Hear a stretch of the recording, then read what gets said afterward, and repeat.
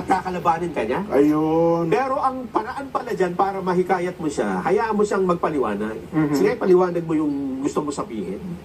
At tapos ako naman papaliwanag. Paliwanagan kayo, walang asaran. Argumento kontra argumento. Argumento kontra argumento, doon mo daw siya mahihikayat. Yan. At walang backfire effect na gusto mo siyang maniwala sa'yo kahit ikaw pa ang nasa tama. Oo. Pero magbabackfire yun kung nasasaktan mo ang damdamin niya. Ayun. Hindi ba?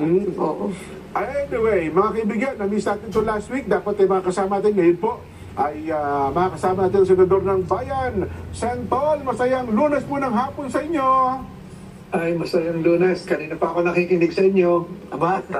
Nasubaybayan ko naman kayo. Mga 20 minutes na. Tumalun ba? Hindi mo na sinabi na, dyan na pala kayo. Oo, okay lang. Ay, una, kamusta muna kayo, Santol? Okay lang. Ngayon ay holiday ng Pasay, kaya walang sesyon. Oo nga pala, Pero no? bukas, sabak na uli bukas. Ang inyong mga kababayan sa Bicol ay binabahan na naman po, Santol. Mukhang wala pong kalamidad, pero meron po ito talaga shear line. At Camarines Sur, oo. Oho. Yan ang sinasabi ko dati sa Pag-asa.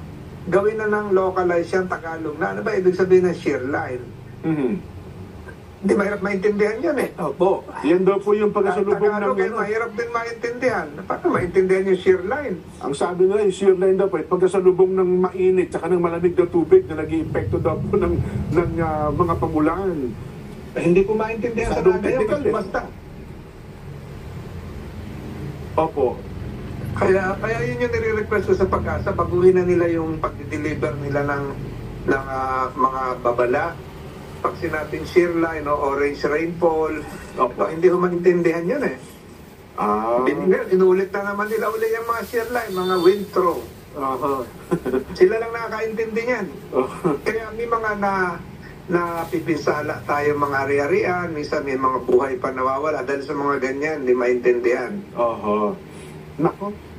Anyway, Santol, sana ang ating mga... Mayroon ng report niyan daso, no? May mga namatay na ata. Sa landslide kanina, ipinakita natin. Sa Camarines Norte, tsaka Canusur, Santol. 4 na tao. Kasi shear line eh. Sino makakaintindi na shear line? Totoo po yan. Norte pa pala ito. Yan nakakalungkot. Kaya kahit pwede na sisihin ulit yung Pag-asa. Panawagan natin siguro sa kanila, no? Ito pa naman, Sen, ay papatapos na naman ang taon. Tayo pa naman mga Pilipino, gustong-gusto natin na kahit paano, pag sumasalubong sa panibagong taon, wala ba lang sanang problema dumating sa buhay, di po ba? Kahit wala kayong handa, mahirap lang. Simple ang buhay, pero sana walang problema pagdating ng bagong taon. Ayun.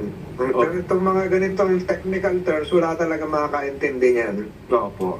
Sila lang yan. Hindi nila pwede sabihin. Sinabi ko na sa inyo noon, may shear line eh. Ayun nga. Hindi nga maintindihan. Pati epekto niya, ano? Hindi nila mo. Opo. Ayan, nagatuhod.